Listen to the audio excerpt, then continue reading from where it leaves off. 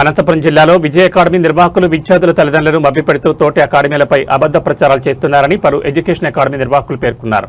అబద్ధ ప్రచారాలతో ఎస్సీ ఎస్టీల విద్యార్థులకు ఉచిత హాస్టల్ కోరిన కాలేజీల్లో సీట్లు ఇప్పిస్తారంటూ మభ్యపెడుతూ విద్యార్థుల నుంచి వేలాది రూపాయలు దండుకుంటూ తప్పుడు వాగ్దానాలతో మోసం చేస్తున్నారని ఆరోపించారు.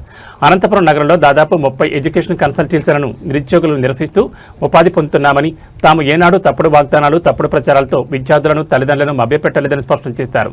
విద్యార్థులకు ఎన్ని ర్యాంకులు వచ్చినా ప్రభుత్వ కళాశాలలో, పాలిటెక్నిక్ కళాశాలలో ఉచిత సీట్లు ఇప్పిస్తానంటూ తప్పుడు వాగ్దానాలు ఇచ్చి అనంతరం వారిని ప్రైవేట్ కళాశాలలో పేమెంట్ సీట్లను ఇప్పించి డబ్బులు దండుకుంటున్నారని పలు అకాడమీ నిర్వాహకులు ఆరోపించారు.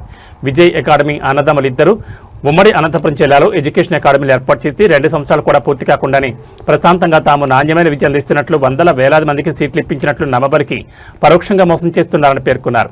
ఈ మోసాలపై గతంలో తాము పోలీసులకు ఫిర్యాదు చేయగా విజయ్ అకాడమీ నిర్వాహకులు తమను అభ్యర్థించడంతో కేసును ఉపసంహరించుకున్నామని, అతను చేస్తున్న మోసాలు ఇప్పటికైనా మానుకుని నిజాయితీగా అకాడమీ నడపాలని, తోటి అకాడమీ కేంద్రాలపై తప్పుడు ప్రచారాలు, ఆధారాలు లేని ఆరోపణలు చేయడం ఎక్కడైనా మానుకుని బుద్ధిగా మసలుకోవాలని సూచించారు. మున్ముందు ఇలాంటి పరిస్థితులు కొనసాగితే తాము జిల్లా ఉన్నతాధికారులకు విజయ్ అకాడమీ మోసాలపై లిఖితపూర్వక ఫిర్యాదు చేస్తామని ఎడ్యుకేషన్ అకాడమీ జేఏసీ నిర్వాహకులు స్పష్టం చేశారు.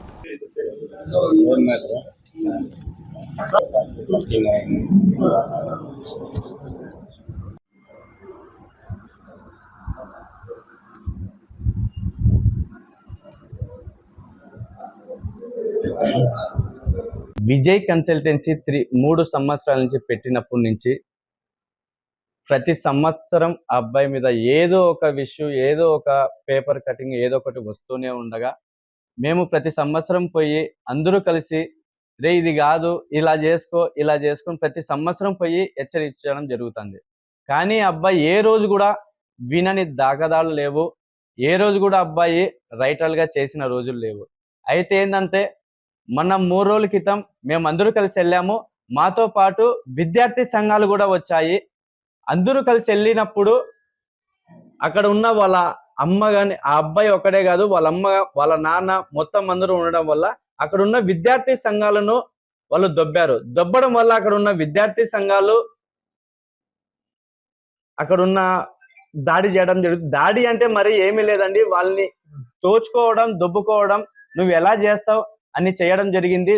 దాంతో కూడా వాళ్ళ తల్లిదండ్రులు వాళ్ళు కొద్దిగా మాట్లాడడం జరిగింది.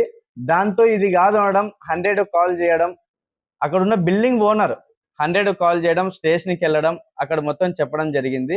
ఇక్కడ అబ్బాయిని మేము ఏ విధంగా దాడి చేయలేదు, మేము దాడి చేయాల్సిన అవసరం కూడా లేదు. ఇంకోటి ఏంటంటే ముఖ్యంగా ఆ అబ్బాయి ఏ రోజు కూడా జీనియన్ గా చేసిన రోజులు లేవండి. ఏ రోజు కూడా అబ్బాయి ఏ విద్యార్థులకు జీనియన్ గా చేసిన ప్రతి సంవత్సరం ఏదో ఒక వివాదం జరుగుతుంది. ఇక్కడ అనంతపూర్లో ఈ అబ్బాయి అయితే అక్కడ ధర్మవరంలో వాళ్ళ తమ్ముడు వినయ్ అనేసి ఒక జర్నలిస్ట్ పై దాడి చేయించాడు.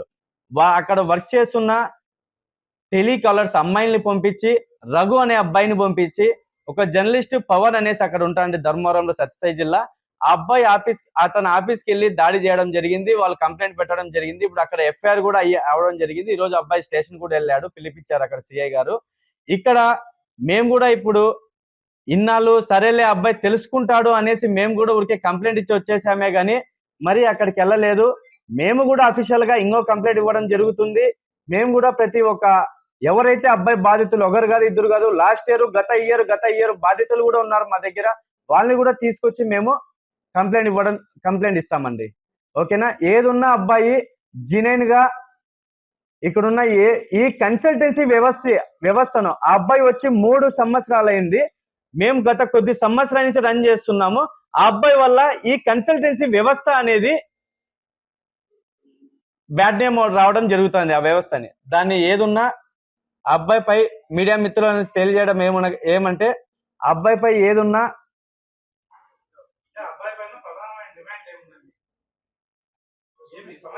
అబ్బాయి ఏదున్నా జెన్యూన్ గా చేసుకుంటే, రైటల్ గా చేసుకుంటే మాకు ఎటువంటి ఇబ్బంది లేదండి. అబ్బాయి ఏదున్నా పేరెంట్స్ కి మేము ఫ్రీ సీట్లు ఇస్తాం, హాస్టల్ కూడా ఫ్రీ ఇస్తాం. ఎస్సీ ఎస్టీ హాస్టల్ పాపం పేరెంట్స్, తల్లిదండ్రులకు, పల్లెల్లో ఉన్న వాళ్ళకి పాపం అమ్మాయిలు తెలియదు కాబట్టి అలా చెప్పడం తప్పు. ఏదున్నా ఇద్దమ్మా ఈ కాలేజీలు ఉంటాయి, మీ ర్యాంక్ ఈ కాలేజ్ వస్తుంది, 1,50,000 వచ్చినా నేను గవర్నమెంట్ పాలిటెక్నిక్ కాలేజీలో ఇస్తా, 1,80,000 వచ్చినా నేను జేఎన్టీ యూనివర్సిటీలో ఇంజనీరింగ్ ఇప్పిస్తా అని టెలికాలర్తో చెప్పించడం తప్పండి.